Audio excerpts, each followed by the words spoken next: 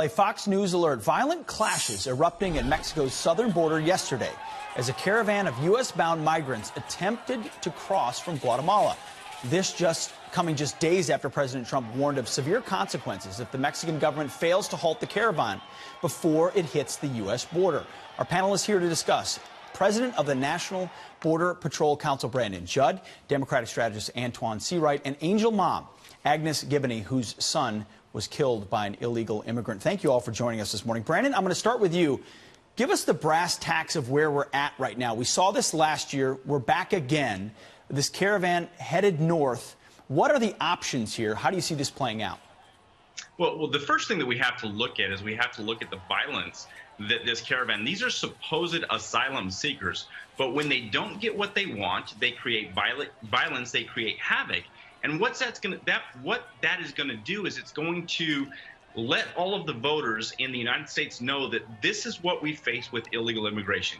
Illegal immigration is a key issue in most of the states where the midterms are taking place, such as Texas. And so when you look at this, we have to be prepared, but you have to look and say, what President Trump is doing is a good job. He broke up the first caravan, and now he's doing a good job of putting the requisite pressure on the Mexican government to ensure that we don't see the same thing that we saw the last time. Agnes, when you see these images, like our viewers are right now, of this caravan, you talk about immigration, but it's a whole other thing to talk about illegal immigration.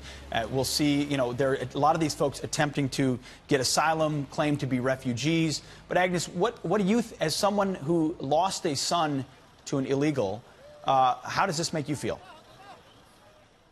It makes me feel very angry. We need to shut our borders down. Don't let any of them in. We don't know who they are. They are not vetted. How many criminals are amongst them? We need to focus on the millions that are already here, costing taxpayers millions and millions of dollars a year in housing and education, medical, and everything else that they get. We need to focus on those illegals that are here in prison, draining our resources. Enough is enough. I think it's about time that Mexico, Honduras, and Guatemala take responsibility and step up to the plate and stop being so complicit. Antoine, she used the word complicit. How does the left respond to this? Because it looks lawless. We have borders and a country, yet it doesn't look like there's a process to be followed here. Antoine, what's your response to that? Well, Pete, I don't want to make this a left versus a right issue. Immigration reform. It is, though. It's not a left versus a right issue. Immigration is a bipartisan issue that should be addressed in a bipartisan way. Look, this is unfortunately a familiar chapter we will continue to read, called a broken immigration system in the United States of America.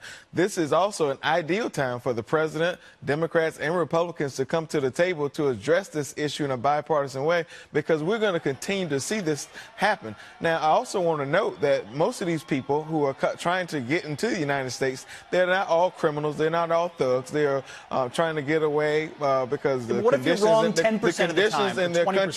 conditions in their country are so terrible, and they come into the United States because they're seeking work and they want a better quality of life. And I think that also needs to keep in mind. But we have a system in place, and I think they need to do it the right way. Brandon, Antoine's talking about a broken system. Does that broken system not start with a wall?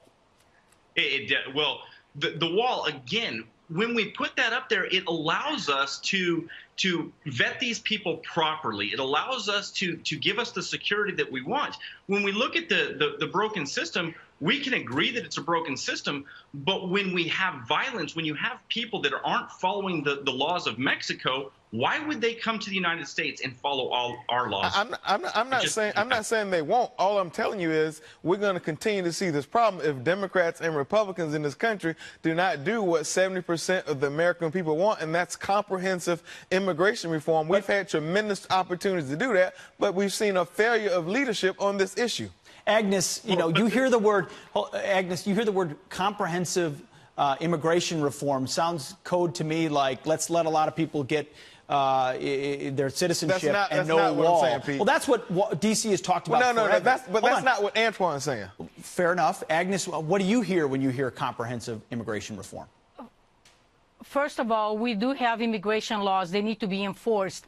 President Trump has tried for over a year and a half trying to bring the two parties together, and the Democrats are refusing to work with President Trump on this issue. They want President Trump to fail at whatever cost, and this is not fair. It's not fair to put this burden on us citizens and to violate our rights. We come first. We don't owe these illegals and these disrespectful people trying to invade our country. We have a law, we have process that everybody needs to follow. And I'm sorry things are so bad in their country. Why don't they make their country better instead of coming to our country and turning our country into the problem that their country is, that they're running from? Enough is enough. Well, President Trump is doing everything. Agnes, we're going to leave it right there. There are also plenty of places in Mexico to seek asylum as well, ultimately, if you're fleeing your own country. Agnes, Brandon, and Antoine, thank you very much for your time this morning. Appreciate it.